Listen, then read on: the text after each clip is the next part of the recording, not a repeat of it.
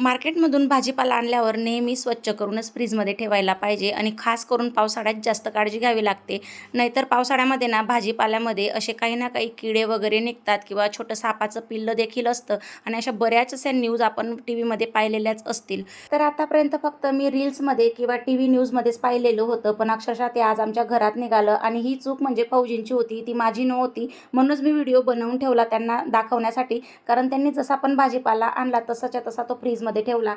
पण ते नशिबाने म्हणजे तो कॅरी बॅगमध्ये पॅक होता, त्यामुळे ते काही इतर कुठे गेलं नाही, तिथंच राहिलं ते भाजीपाल्यामध्ये. नाहीतर ते दुधामध्ये किंवा इतर वस्तूंमध्ये घुसू शकत होतं. मी जेव्हा पण भाजीपाला ठेवते ना, नीट बघून स्वच्छ करूनच भाजीपाला फ्रीजमध्ये ठेवते, नाहीतर हे असं होऊ शकतं. खूप हे भयंकर आणि बघून देखील म्हणजे इतकी किडस आली ना, अक्षरशः म्हणजे ती भाजी नवीन खाऊ वाटणार नाही इतकी किडस येत होती.